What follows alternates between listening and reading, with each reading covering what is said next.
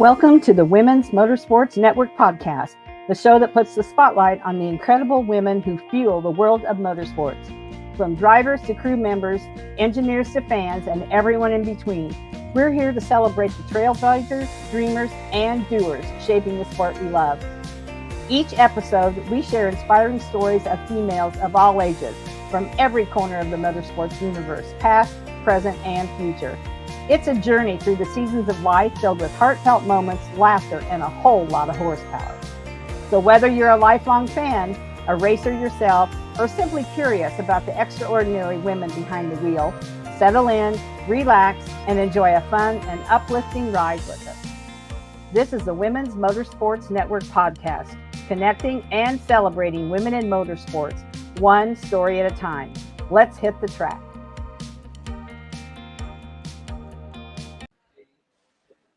Hello, everyone. This is Melinda Russell with the Women's Motorsports Network podcast. And my guest today is coming to us from across the pond, I guess is what they say. Carol Glenn is with us today.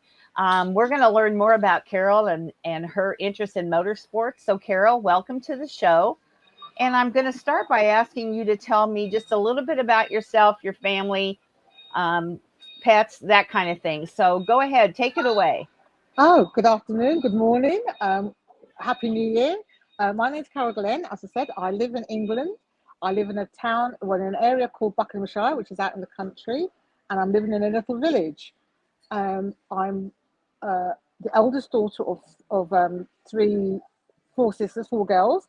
My dad was a builder, my mum was a housewife at the time, and I'm very much into motorsport, cars, and everything like that. Awesome. So how did you get interested in motorsports? Tell me your story. So I suppose I was always interested in cars, even as a young age. I remember watching back years ago, watching the RAC rally, watching the cars flying through the forests and everything. And I remember saying to myself, oh, when I get older, I want an Audi Quattro. Because at the time, I remember the Audi Quattros and Mitsubishis were the really fast cars in rallying. And I always wanted to have one of those. And then I remember watching early Grand Prix that used to be run in those days from Brands Hatch and listening to the commentary with the Murray Walker and James Hunt, and was very excited by it all, but didn't know how you could get involved in it, but I just knew you could become a racing driver. I then grew up, got married, got divorced, and it was when I got divorced, I was then moved to London, and I was living with somebody else, with somebody else, and he used to disappear on a Saturday. And I said, where are you going? He said, I'm going to Brands Hatch. So the next weekend, I went along with him as a guest, and that's where my love affair grew. I was sitting on the banks of Brands Hatch on Druids Corner, post 5, watching these cars hurling up the track and going round, and it was mesmerising. I loved it, and I then within weeks and months, I got my first set of overalls, and I became a marshal. So Wow. I didn't realise then, and I'm going back to what rule. I almost give away my age here, but it was like 1988 that I became the first woman of colour to become a marshal in England.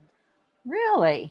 Well, Yes. Congratulations on that. That's a milestone, isn't it? Yeah, for sure. Didn't realise I was breaking glass ceilings at the time, but now I realise it was actually quite, I just thought it was, not exactly normal, but I just took it that I was something in this world, and I became a course marshal, then I became a flag marshal, then I ended up working in the paddock and assembly for a while, and then I became assistant secretary of meeting in the paddock office, which is where you had to help sign on the drivers and do all of that, and then I became a full-time secretary of meeting, which I did for over 10 years for various clubs in England. So like Historic Motorsports, Historic Sports Car Club, Masters, the BRSCC, and other clubs, and I loved it, absolutely loved it. And then more recently in 2015, I did all the training, and I got my clerk of the course license. So nowadays I'm actually a clerk of the course. Wow. You've done it all, Carol. Yeah. And I've also been a championship coordinator as well. So I've worked in most aspects of club motorsports, actually. So this is all out of my scope of knowledge. So you're going to have to really tell me. So what kind of, is it road course racing, and what kind of cars? Right, so mainly track racing. So anything from single seaters, which are like Formula Fords, etc. Formula Ford, no F4, sorry, up to saloon car racing. And within the historics, you get historic F1 cars. I've worked at both at national and international level. And then I've also more recently in the last few years, I've also got involved in rallycross and in sprints and hill climbs as well. Wow. Sprint sprint and hill climbs are so fun. We have those here, and Yeah, wow, I just keep thinking they're going to tip over backwards when yes, they do that yes, stuff. yes. That's But, really, but it's good really fun because interesting. because couples like either husbands and wives or dad and son or mum and daughter or the whole family can Uh-huh. take part because it's the most cheapest form of motorsport you can do and still have fun. Yeah, that's very, very cool. So, Yeah, what is it about, you went there that first day just to see what the boyfriend was doing on the yeah, weekend, and then you got hooked. What was yes. it about it that kept you going Oh, back all these years? it was just like the fact. I mean, I've just loved the fact that I've been to be involved or to be part of an organising team that puts on a race meeting. It's the smell, the sounds, just I don't know, just something about it. I mean, I think if you could bottle it, I'd make it into perfume. It's just that suddenly you're in there, and it's different to what you might do in your day job. You've got different responsibilities, but you're there not just without the officials, the drivers couldn't be there. So without the drivers, we couldn't have motorsport. So it's about being part of something, you Yeah. know, all my You're life. it's a partnership between the officials and the drivers for sure. Yes, yes. Yeah. So tell me some things, because this is, like I said, this is a lot different than what I'm normally used to or know anything about. So tell me a little bit about some of the jobs that you did, like a little more detail about what were they, and then tell me what was your favorite one out of all the things you did. Did you have a favorite Oh, yes. Well, as a marshal, obviously you're more on track. So you're either doing course marshal where you have to, so how if the car comes off in your area, you have to push the car into a safe area, make sure the driver gets out. So obviously you get training on either how to put a fire out or how to get a driver out of a car. Flags, if you're doing flag training, you're going to learn to do the flags. thing? Hmm. Um, and my favourite by far was while I was actually a marshal was again I used to do Le Mans, and I remember marshalling at Le Mans, and I did that for about 3 or 4 years, and we used to be either on the first chicane of the Mulsanne Straight or the second chicane of the Mulsanne Straight, and I cannot explain to you that meeting. Okay, it's 24 hours. You're on Hmm. duty for 4 hours. You're off duty for 4 hours. But again, just wandering around the track, around the circuit, when it's your off time, just hearing those cars and hearing them go through the night, it just hits you in the chest. Yeah, Hits you in for the chest. sure. There's nothing Yeah, like that. I mean, every kind of racing has its really cool aspects and some not so great. But that 24-hour deal, and they when I watch that on TV, they jump out of the car and the next guy yeah, jumps in and yeah. and Jumps in away they exactly. go. Exactly, Yeah. and it's all about having to keep the car going, and watching, sort of listening to the commentary. It's like, you look what you're following different teams, and then you sort of think, well, they keep the car going, and if the car breaks down, they've got to try and limp home. And again, in those days, the rules were very, very strict. If a driver stopped off at the side, he couldn't get any mechanical help. They could carry little few tools on the car to help fix the car. But obviously, it was always a laugh because you'd see the French teams, the marshals, if they were on they stopped near a French road, the marshals would sometimes kick tools to the drivers. But if it was another country, they would tell on them. It was quite good fun. It was Yeah. lovely. I can see that happening for sure. Yeah, That's yeah, fun. yeah. Yeah. So So it's are you good. still involved? And if so, what are you doing now? So as I said, I've now got my clerk of the course license, which is more responsibility. So basically, I'm part of the team that's actually in race control. So and one of my main roles is as an operations clerk. So I'm there early in the morning to make sure I have to do a track inspection, make sure the track is okay. I have to make sure we've got the right amount of marshals on the circuit, the doctors, the recovery, make sure my infrastructure is in place. I have to make sure I liaise with paddock or assembly to make sure we've got the cars in assembly ready for the first sessions, which tend to be qualifying and starting off. I have to make sure we start on time, And if there's an incident or an accident, and I can then call either red flag or safety car, or one of my colleagues who sits next to me will do that. And then I have to then make sure if it's an accident that we get cleared up. You normally have only got about 10-15 minutes to do a clear up so that you can then start back on time, because otherwise if you lose too much time during the day, you have to maybe start cutting races or cut out things altogether. So it's quite very pressurized. You've normally only got one day. You may have 2 days if it's a 2-day race meeting.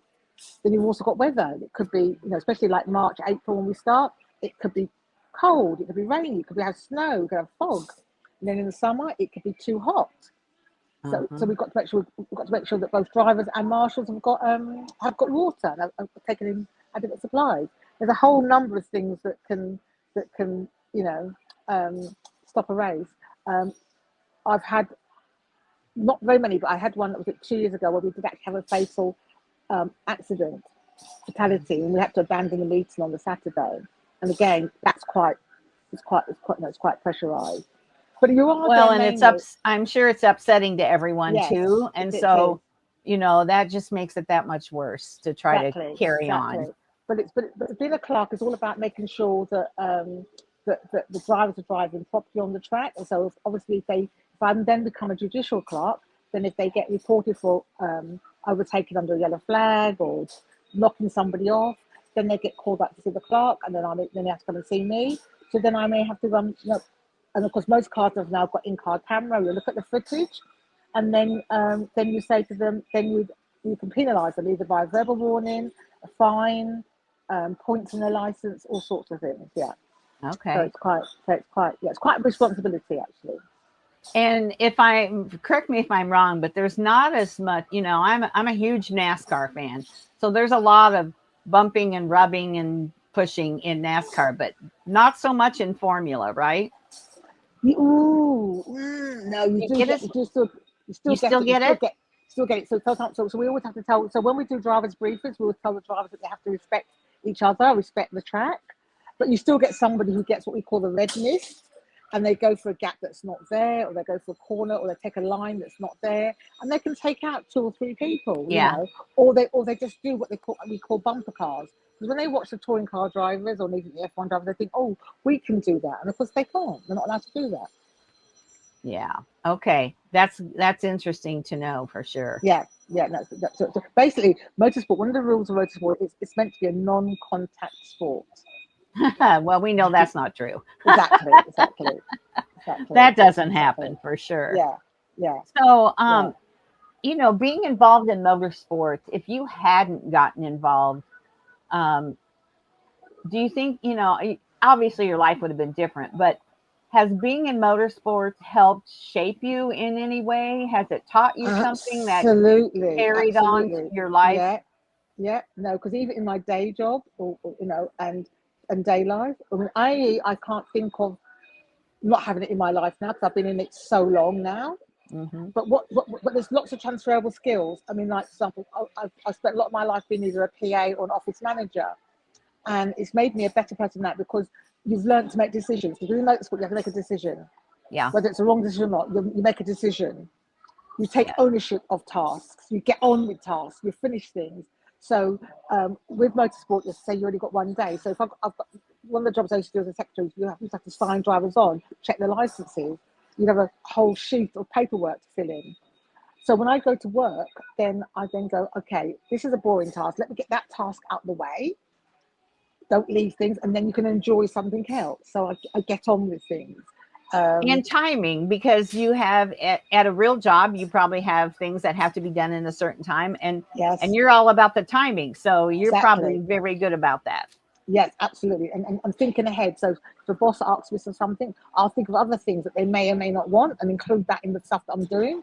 Because later they'll come back and say, oh, I want, and I go, it's okay, I've got that information for you already. So you're always thinking ahead, which is what you have to do in motorsport. You have to think ahead.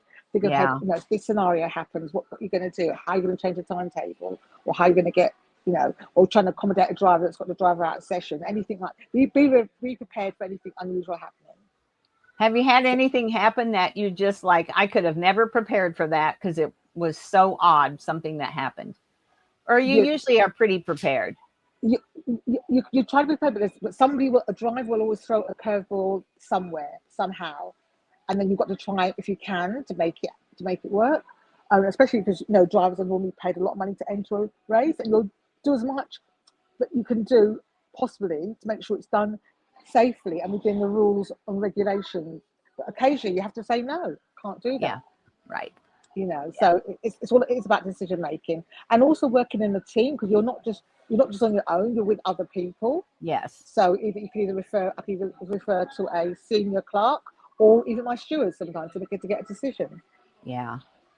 So as a woman, and like you said, you broke some barriers when you got into this. Did you have any challenges as far as being accepted? Definitely when I first started. And I look back now, and people used to call it banter, but I used to get a lot of I'll say, a lot of banter. People would make comments about my boobs or my bum. They'd try talking to me in an African accent or Jamaican accent, and I don't have an accent. I was born in England. I'm English. Right, you have an English accent. You don't have yeah. Exactly. Or because I used to live in London, people used to come out and go, almost make up that I was a gangster. They'd go, "Oh, be careful, she might pinch your stereo or pinch your wheels." And it'd be like, "What are you trying to say? All black people are thieves, And I didn't know how to shut it down. So often you'd end up just laughing along with them, but I was never really comfortable. I didn't like it. No. But now I'm older, and of course now that people are now being made to be made more aware about how they speak and talk about people, Sure. I do shut things down now. I do, you show that you're not happy with what people are saying. Right. So and occasionally as well, I've had to work maybe harder to prove myself, not just the woman, but a woman of colour, because also there's that marginalisation that goes on as well. Yeah, and the drivers are men. You don't have any women drivers, probably. Not as many, but there are more. There are more than there used to be. But like I said, there was hardly any. There never used to hardly any. Right, and so do they, like, if you say, "Oh, you can't do this," or "You have to do that," or whatever? Did you have a problem where they were listening to you and going and like ignored you? Exactly, or they'd go and talk to somebody else, and then so especially when I was at the meeting, they'd go and say, "Oh, I'm going to talk to somebody else," or talk to the stewards. And they'd go and talk to the stewards, and the stewards go, "No, Carol was totally right. You can't. You haven't got a photograph on your license. You can't take part unless you go and get a photograph. Or you can't do this. They don't believe what you say sometimes. Yeah, and they'll go and ask somebody else. But lucky, I know my stuff, and then obviously sometimes I was backed up by those stewards. The other thing I've got, especially when I was training as a clerk, and I remember sitting in as a trainee, and I was told to lead on a particular meeting, and the driver came in, and he didn't talk to me. He was talking to my colleague who happened to be male, and I had to say, "Excuse me, I'm the clerk. You need to talk to me." So you do get that a little bit as well. But like you said, I think times have changed to where it's more acceptable, one thing, for you to correct them and say, "This is not appropriate." Sure. Where before or years ago, as a woman, it doesn't matter if you're a woman of color or whatever. I hate to say this, but men felt like they could kind of treat you how they wanted to. Absolutely. And I just turned 69. So in the last, 60 years, things have really changed. And that's not acceptable. And honestly, I've never had an issue at a racetrack, and I'm not a driver and I'm not an official, but I go to a lot of races and I know a lot of people and meet people, and I've never had an issue with somebody doing that, but I was not in a position of authority over them, and I think that makes a huge difference. No, absolutely. And of course now I do an awful lot now for giving back to the sport, so I'm actually a very proud member of the FIA Girls on Track movement. I'm actually one of their ambassadors, so I spend a lot of my time now going into schools and colleges or working with Motorsport UK, and when they put on events where I'm talking to, we talk to young women. We're trying to actively get more young women involved, either as engineers or in as racing drivers. So that's my way of giving back at the moment. And that's really growing too. Yes, it is, and I love that. And what's really nice is where it's coming into its own now is because not only am I talking to young women, but I'm also talking to other young women of colour. So when they're looking up and they go, "Well, I want to be part of that," but then they look around, they can't see anybody that looks like them. But when they start Googling, they see, they went, oh, there is one lady. And then, Yeah. then they come and get in touch with me, and then I can tell them, give them some advice and help guide them in the way to overcome some Right. of the things that I had to go through. Yeah. Absolutely. And I love that the things that are happening to encourage women, young girls to get involved. And, Yeah, then like you said, if they can't see somebody that looks like them, yeah, then they think that it's not for them. And yet, there are all kind ages, sizes, yes, shapes, yes, colors, yes, absolutely, backgrounds. And you exactly. sometimes you have to look a little bit, but they're there. Exactly, but they are there. They are there, and that's what I love. I love just giving back now. Yeah. So I enjoyed that. So I spend some of my year now, still doing my clerking, and then the other part of my year, you know, going out, going to events, um, doing talks, and just Hmm. just speaking out wherever I can, because I just think it's very important. Yeah. So are there more women like as officials and things now than there were when you started, or There, not so much? there are more women, and there are more women that are scrutineers now, judges, timekeepers. But there's not more women of colour, and I'm only one of Really? two still, yes, as clerks of the course in England.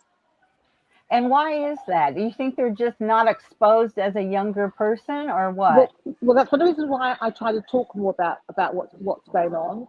And also, I think because it's that thing of looking and going, oh, yes, I want to be part of that, but don't know how to get in. So, of course, I also tell people about becoming a volunteer, becoming a fisher. That's a good way of getting the ground Hmm. in.